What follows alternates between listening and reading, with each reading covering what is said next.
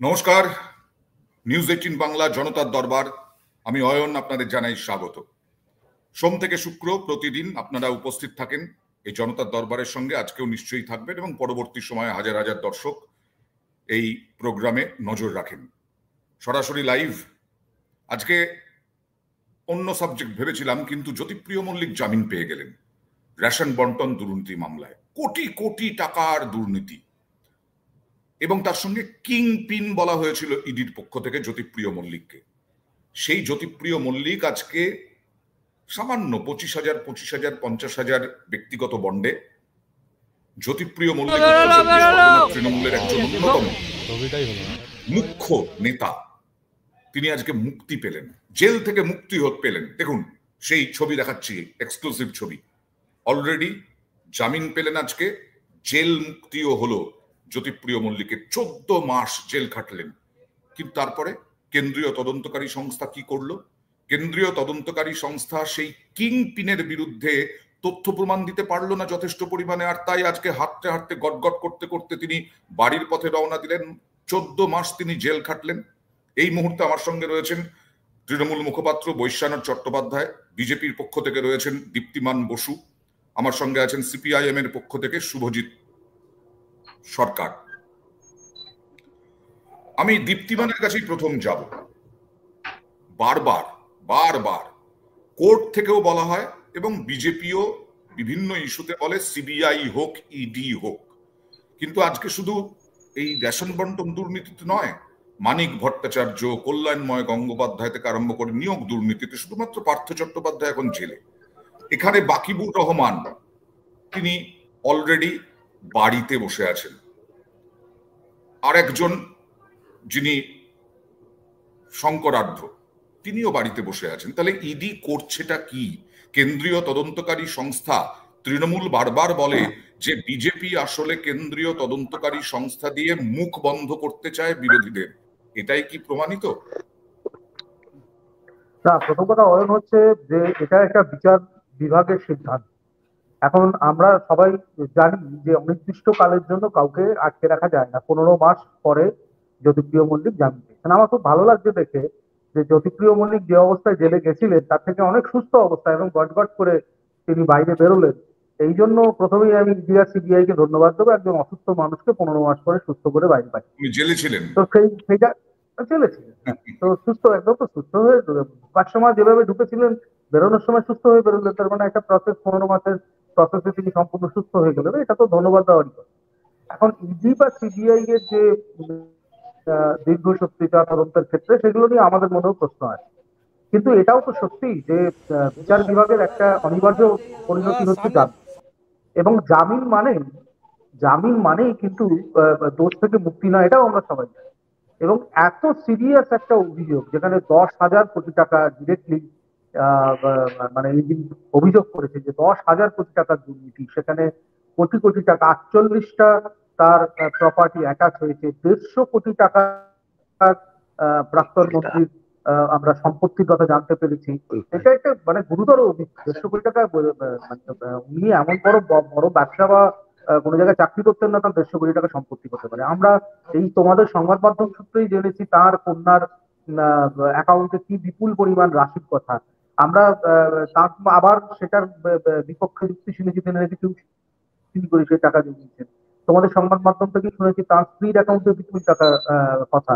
এবার এইগুলো তো প্রত্যেকটাই তার এই এই এই যে দুর্নীতিতে যুক্ত হওয়ার সাক্ষ্য বহন করে। এখন ঠিক কি কারণে এই পিএমএলএ আদালত তাকে আজকে জামিন দিয়েছে এক্স্যাক্টলি এখনো অব্দি আমার কাছে অন্তত তথ্য নেই। তবে এটা একদম পরিষ্কার ভাবে বলা যায়, এটা বাঞ্ছনীয় ছিল না। ওকে, আমি বৈশ্বনাথদার কাছে আসবো। বৈশ্বনাথদা, একদম রাজনীতি থেকে সরে গিয়ে একটু আইনজীবী হিসেবে যদি বলি যে কি কারণে পিএমএলএ আদালত তাকে জামিন দিতে পারে? আমার তো মনে হয়, আমি সাধারণ মানুষ হিসেবে যা মনে করি যে কোর্ট তথ্য প্রমাণ নথি ছাড়া কোনো কিছু সিদ্ধান্তে উপনীত হয় না।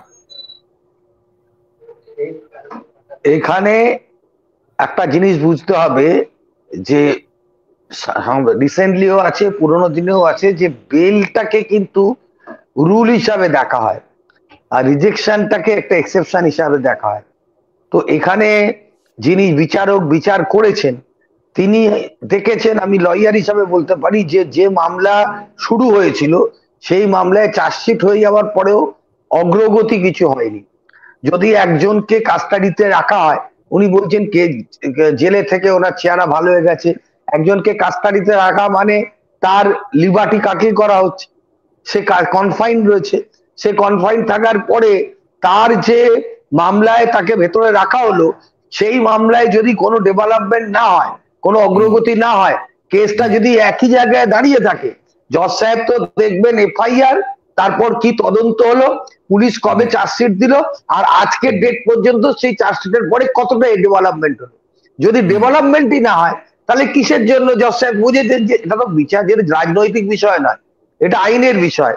আইনের বিচারে জজ সাহেবরা দেখেন যে মামলায় আমি কাস্টাডিতে রেখে আসামিকে আমার এই কেসের কি লাভ হবে, এবং এটা কি কাস্টাডিতে রেখেই ট্রায়াল করার মতো কেস। যদি মনে করেন না একে জামিন দিয়ে যদি ট্রায়ালে কোঅপারেট করে, সেক্ষেত্রে তিনি জামিন বিবেচনা করতে পারেন। সেক্ষেত্রে আরো তো মামলাগুলো আমরা দেখলাম যে শুরুর সময়, আজকে বলুন না সারদা মামলা 1900 বলছে যে 14 একটা তো সময় আছে, জামিন পেতেই হবে, আর জামিন পেলেই সাপ মুক্তি নয়, জামিন পেলেই দোষ মুক্তি নয়। না, তাহলে আপনি যে কালি ঝুলি মাখালেন, এই যে লোকের নামে 2014 সালে কত লোককে অ্যারেস্ট করেছিল বলুন সারদা মামলায়, এটা 2025-এ এসে গেছে, আপনি তো মামলার ফাইনাল চার্জশিটই দিতে পারেন। তাহলে কবে ট্রায়াল হবে, কবে সাক্ষী হবে, কবে জেরা হবে, কবে 313 হবে, কবে আর্গুমেন্ট হবে, তার মধ্যে তো আসামিরা অনেকে মারাই যাবে।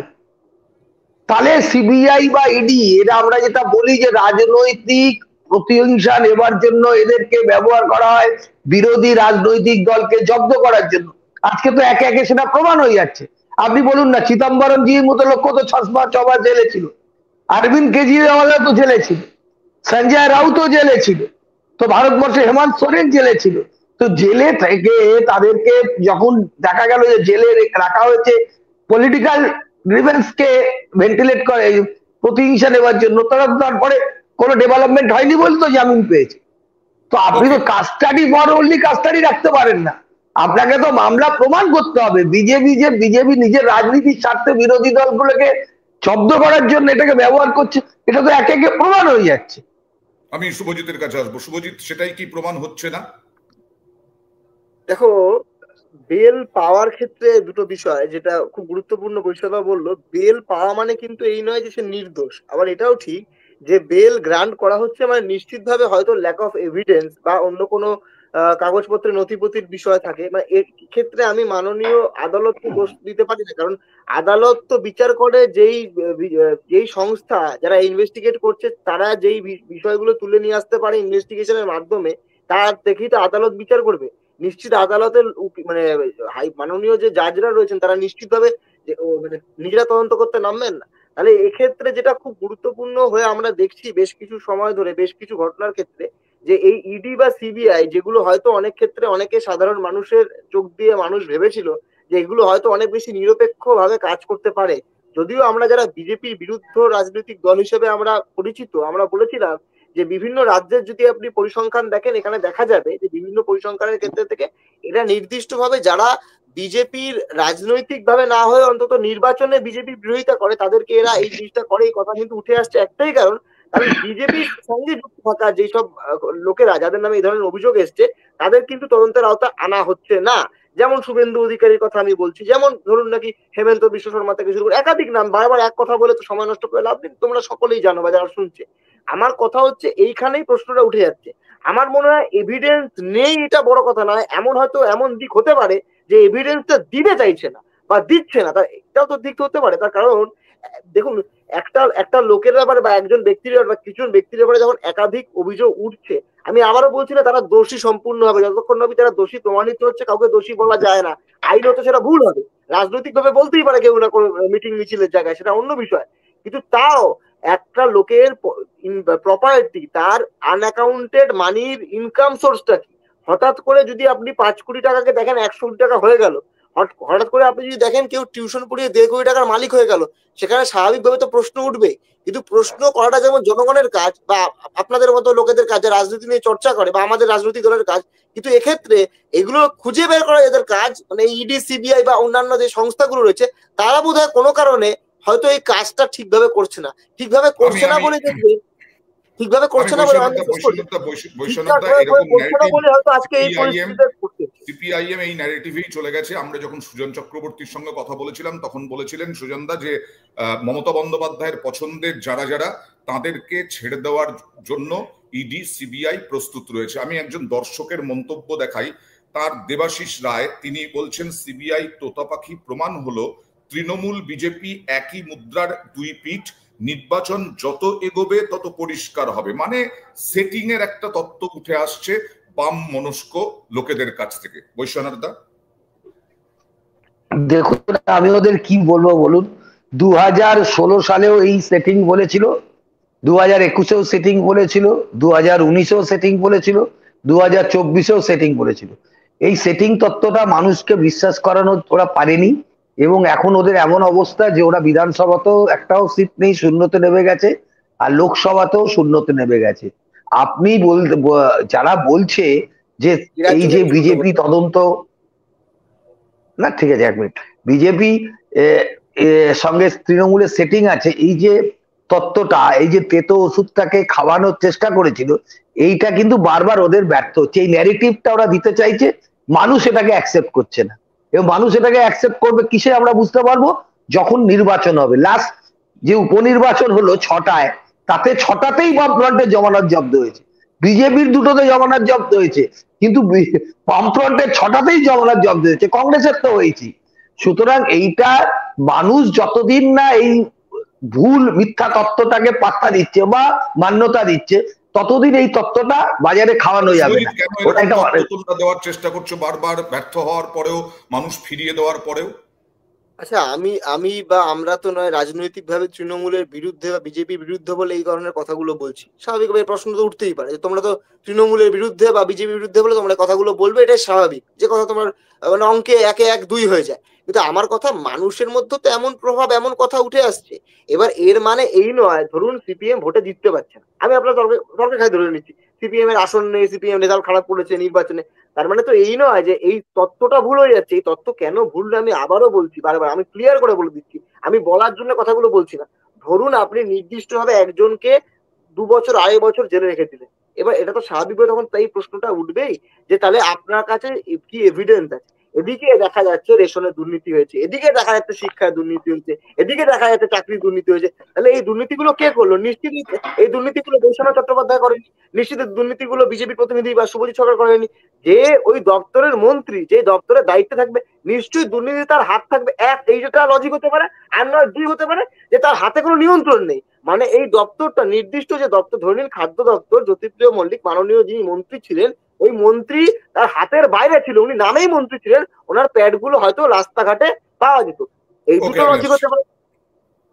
দীপ্তিমান, হ্যাঁ সত্যি প্রচুর কাগজে লেখা হয়, সংবাদ মাধ্যম আমরাও করি, হাজার হাজার কোটি টাকার দুর্নীতি, এই তথ্যগুলো আমরা সূত্রের খবর বলে করি, ইডি সিবিআই সূত্র, কিন্তু দুর্নীতি যে হয়েছে তার প্রমাণ তো হচ্ছে না। দেখো অয়ন, আমি তোমাকে বলছি, এই যে ভারতবর্ষের যে তদন্ত প্রক্রিয়া, তাতে একদম শেষ এজেন্সি হচ্ছে সিবিআই বা ইডি। এই যে শেষ এজেন্সি, একটা প্রাতিষ্ঠানিক যখন একটা দুর্নীতি হয়, এই দুর্নীতি তো শুধুমাত্র পার্থ চ্যাটার্জি বা শুধুমাত্র কি বলে বালু মল্লিক এদের একার পক্ষে করা সম্ভব নয়। এটা একটা প্রাতিষ্ঠানিক দুর্নীতি। এর এর এর এই দুর্নীতির মধ্যে একটা বিরাট অংশ জড়িত, একটা বিরাট অংশের মানে সিস্টেম জড়িত। আমি সেটাই বলছি, না না ওই আমি সেটাই বলছি অয়ন, এই যেহেতু লাস্ট এজেন্সি, অর্থাৎ সমস্ত কিছু দেখো, আজকে তো এই যে সেটিং এর কথা সিপিএম বলছে, আজকের সব থেকে বেশি এই দুর্নীতির বিরুদ্ধে যদি প্রতিবাদ কেউ করে থাকে, সেটা বিজেপি করেছে। আজকে ইডি সিবিআই ওরা ঘুরিয়ে বলছে যে ইডি সিবিআই নিয়ন্ত্রণ আমাদের কাছে আছে। তো ইডি সিবিআই নিয়ন্ত্রণ যদি সত্যি বিজেপির কাছে থাকে, তাহলে বিজেপি তো ইডি সিবিআই এর যে নিয়ন্ত্রণ যদি থাকে, তাহলে তো বিজেপি এটাকে অ্যালাউ করেছে, ওদের কথা হচ্ছে, তাহলে অ্যালাউ করেছে, তাহলে তো সব থেকে বেশি দুর্নীতির বিরুদ্ধে আমরা লড়ছি। আমাদের যে সমস্ত আমাদের যে সিস্টেম গুলো আছে, সেই তারা লড়ছে। না, তাহলে উল্টো দিকে এই শুভজিৎ জায়গায় এটাও সেটিং এর বলছে যে তথ্যটা হেমন্ত আসছে বিশ্ব কোথায়? শর্মা থেকে আরম্ভ করে অনেক সেটিং এর বিজেপি না নেতাদের না আমি বিরুদ্ধে বলছি অভিযোগ ওর উঠছে, ওর কিন্তু কথাটা তো সেগুলোতে এখানে কোনো কেন্দ্রীয় থেকে না, তদন্তকারী তার সংস্থা কারণ কিছু হচ্ছে করছে না। আন্দোলন আজকে রাস্তায় পশ্চিমবঙ্গের বুকে তৃণমূলের বিরুদ্ধে আন্দোলনের সব থেকে বেশি কারা প্রতীয়মান, এটা তো বুঝতে হবে। আজকে যেহেতু ইডি বা সিবিআই একদম শেষ এজেন্সি, যেহেতু সমস্ত কিছু প্রমাণ মিটিয়ে যাওয়ার পরে, কতদিন পরে আজকে রেশন দুর্নীতি শুরু হওয়ার কতদিন পরে, শিক্ষা দুর্নীতি শুরু হওয়ার কতদিন পরে ইডি বা সিবিআই তদন্তে এসছে। তো সুতরাং তারা যে সমস্ত কিছু প্রমাণ গ্যাদার করতে পারবে এরকমও কিন্তু কোনো ব্যাপার নয়। এটা কারণ হচ্ছে এর আগে